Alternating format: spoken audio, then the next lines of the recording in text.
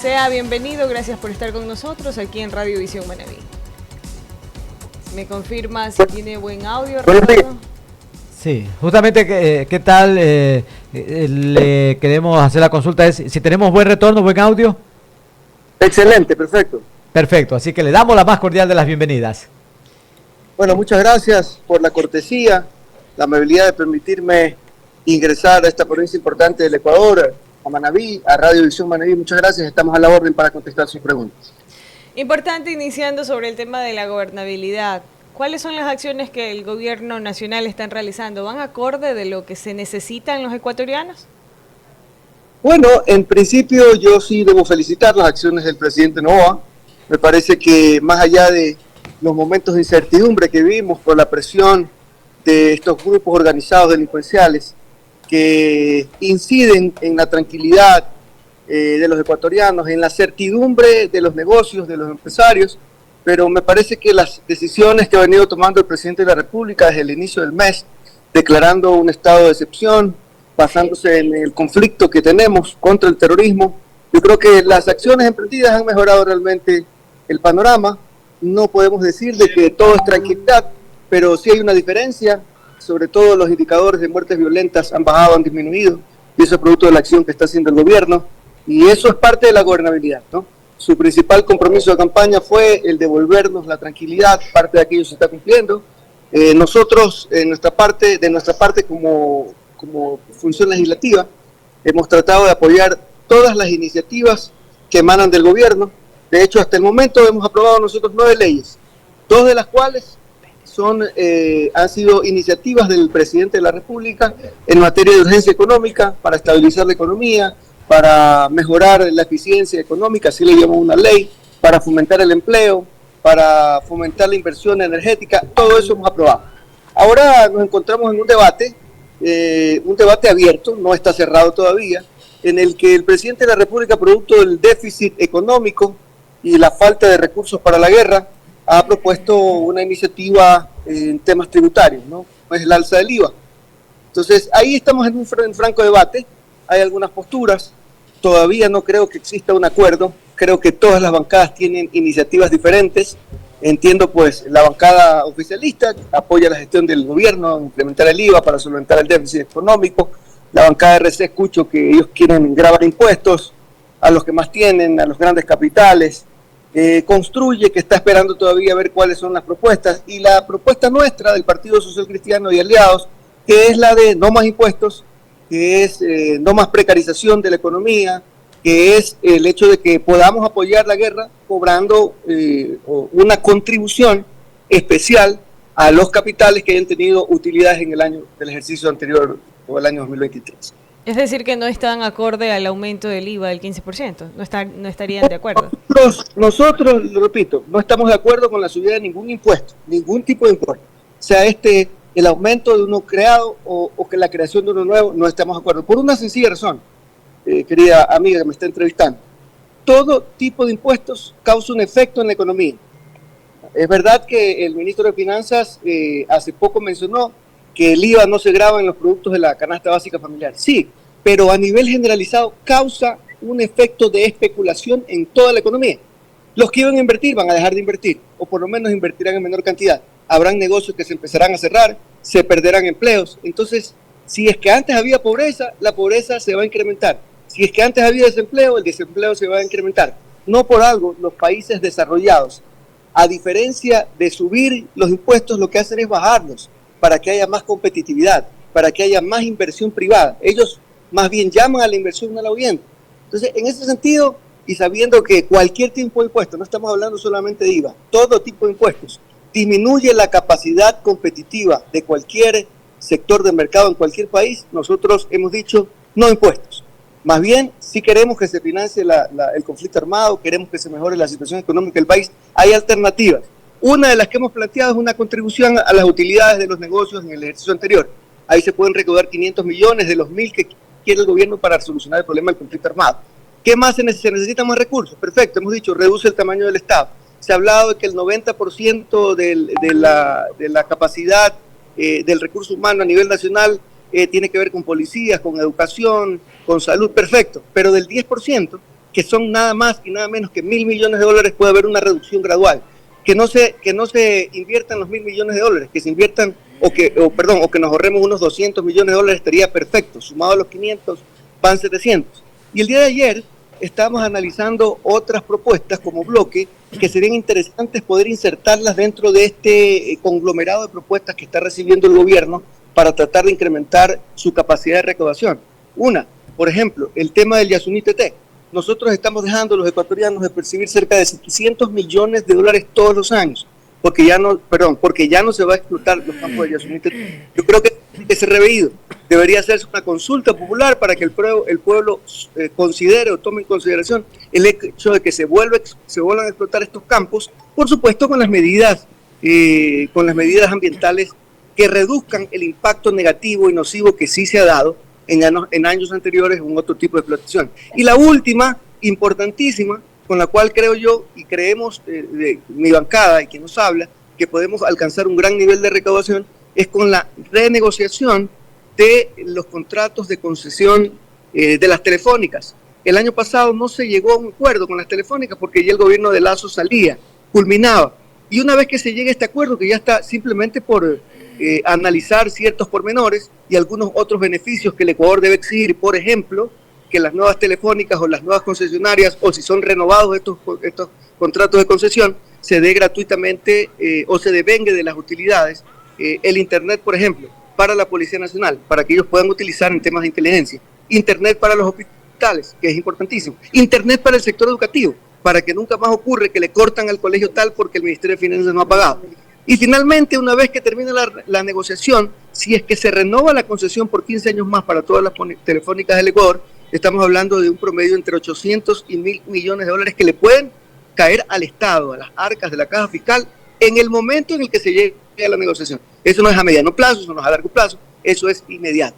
Entonces, lo que nosotros hemos analizado es que hay alternativas para no tocar el bolsillo de los ecuatorianos y pensamos que primero, antes de poder pensar en cualquier subida, en cualquier tipo de impuestos, se pueden analizar las alternativas que nosotros hemos planteado.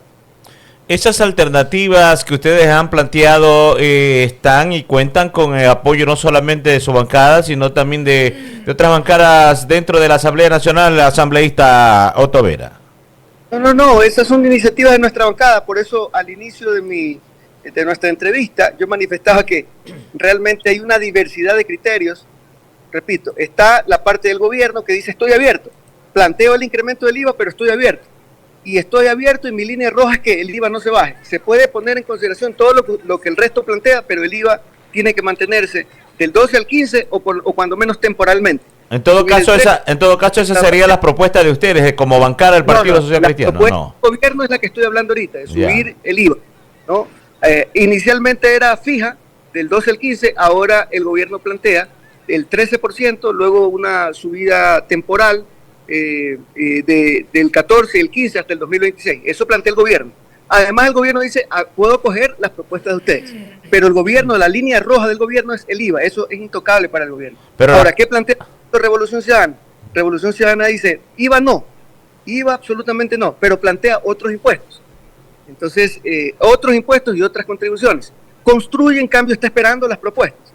Y el Partido Social Cristiano y Aliados plantea las propuestas que yo he mencionado, es decir, contribución a las utilidades, no subir ningún tipo de impuestos, con la concesión, la renovación de la concesión con las eléctricas, la explotación de los campos del Yasuní TT y la reducción del tamaño del Estado. Eso es lo que plantea a eso me refería. Los planteamientos suyos ya lo han socializado, ya lo han compartido, ya los han hecho saber a las demás bancadas para irla justamente fortaleciendo o tener una aprobación. Lo hemos conversado, pero repito, bueno, ahí ya vienen temas también ideológicos.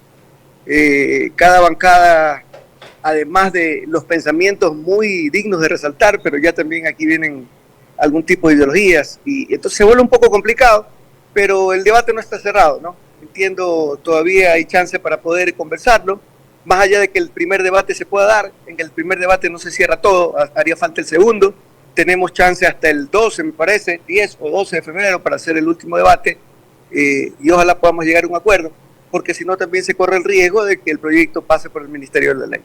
Y ese es el problema, ese es el correr el riesgo que ustedes temen que vaya justamente a dar ese camino, ¿o no?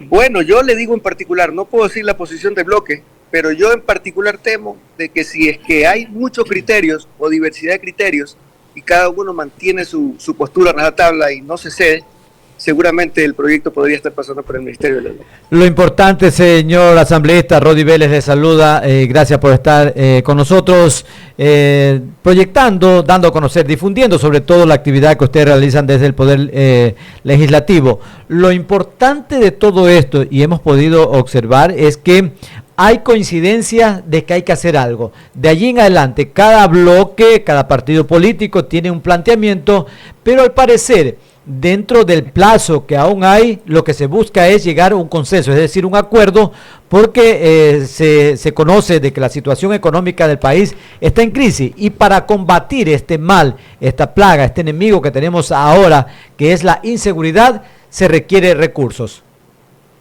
Efectivamente, en eso sí coincidimos con el presidente Noboa. Yo creo que hay que colaborar y ayudar la gestión que él está realizando. Desde luego, él tiene su planteamiento, nosotros el nuestro. Tenemos todavía algo menos de 15 días para lograr llegar a una coincidencia en cuanto a los criterios.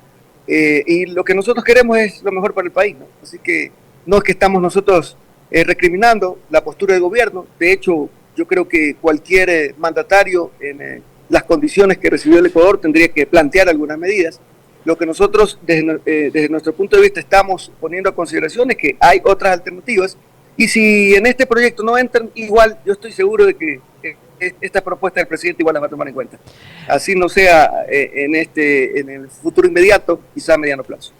Algunos asambleístas, bueno, usted lo ha señalado, también esto va a depender de la tendencia, de la manera ideológica que se piense, y que inclusive pues se ha llegado hasta acusaciones entre ciertos bloques o ciertos asambleístas, que la posición de uno o del otro también como que se enfoca en algunos, o esa traba que se forma sería por también defender algunos aspectos que podrían tocar los cimientos de alguna tendencia política que habría gobernado en el pasado. Bueno, puede que ocurra en eso, repito, hoy en este debate lo único malo es que hay algunas posturas ideológicas, como usted lo decía. Hay algunos que piensan, no, todo tiene que ser vía impuestos, porque con los impuestos que pagan los que más tienen y poco y más, y quieren quebrar el sistema económico del país. Nuestro punto de vista no es ese. Es decir, si tú quiebras el sistema económico del país, grabas impuestos, lo que va a ocurrir es que empresas empezarán a cerrar, los inversionistas no empezarán a meter sus recursos en el Ecuador, habrá menos empleo. Entonces, si queremos que eso ocurra, bueno, pues aumentemos los impuestos. Pero hay algunos que piensan que esa es la salida, pero ese es un tema ideológico, ¿no? Ahora nosotros brindamos otra alternativa. La alternativa es que no tiene por qué nadie pagar ya los platos rotos de los errores del pasado. Más bien sí, apoyen los que han estado ganando en estos últimos años, que aporten algo, pero tampoco los vamos a quebrar, porque si los quebramos, este sistema económico actual es el que brinda empleo. Recordemos que el que más brinda empleo en la actualidad es la empresa privada, no el aparataje público. Entonces, es decir, ahí tiene que haber un equilibrio que permita el que en las mejores condiciones los que más han ganado puedan aportar, pero tampoco puedes matar a la gallina de los huevos de oro, como se dice vulgarmente en el barrio, ¿no? Señor, es decir, aquí pueden seguir aportando, que sigan aportando. No es ningún delito el hecho de que haya empresas que puedan progresar. Obviamente, si mañana estas empresas empiezan a defraudar los tributos, entonces tienen que ir a la cárcel. Eso es otra cosa. Que eso también está ocurriendo en el Ecuador. Hay un alto nivel de defraudación tributaria. De hecho, la Comisión Económica de América Latina y el Caribe habla de que la defraudación tributaria en el Ecuador estaría entre el 5.000 y 7.000 millones de dólares. O sea, ahí el gobierno tiene que establecer una política clara para no permitir que haya fuga de economía por parte de los evasores de impuestos. Señor asambleísta, en varios medios de comunicación nos mencionan tanto el alza del IVA, que yo quiero saber si es posible o solo con el alza del IVA el país podría tener más préstamos externos multilaterales. Claro, pero es que eso es importante que entienda el Ecuador, ¿no? A ver, claro, el IVA te permite recaudar inmediatamente. Seguramente este año podría recaudar entre 1.800 y 2.000 millones de dólares en el transcurso del año. Tú recibes el recurso. Pero ¿cuál es el efecto negativo a largo plazo? El efecto positivo del IVA es que en el corto plazo tú recaudas. El efecto negativo del IVA es que a mediano plazo y a largo plazo habrán muchos que dejarán de invertir. Y si muchos dejan de invertir, ¿qué ocurre? los negocios empiezan a contratar menos personal. Y si hay menos personal, habrá gente que ya no trabajará, habrá gente que perderá sus empleos y finalmente en el mediano plazo la economía tendrá una depresión. Entonces, si hay una depresión, ¿qué ocurre? Sumado a que si tú el IVA lo estableces ahorita, aumentas una recaudación, también te dan un crédito. Y en el momento en el que te dan crédito, ¿cuándo tienes que pagar el crédito? A mediano y largo plazo. En el mediano y largo plazo tú tienes que pagar el crédito y aparte la economía va en declive. Entonces, ¿qué significa? Que en el mediano y en el largo plazo vamos a tener muchos problemas económicos y claro, a eso lo que nos preocupa es que el gobierno para culminar su periodo le hace falta 1 año y pico, ¿no? Entonces, ¿qué pasará en el año y pico después de que se vaya el gobierno? Vendrá otro gobierno a decir, el gobierno que vino nos quebró porque subió los impuestos, porque hay menos economía, porque se perdieron los trabajos, porque hay más desempleo, etcétera. Entonces, las medidas que se necesitan para poder resolver los problemas del país son estructurales y uno tiene que pensar en el largo plazo. Es decir, el Ecuador no puede salir de este hueco jamás si no se piensa en el largo plazo. Interesante lo que usted menciona, pero bueno, dentro de todo esto, ¿cómo cree que el gobierno esté prácticamente analizando salir de esta situación, ya que comenzó un año con una escasa liquidez?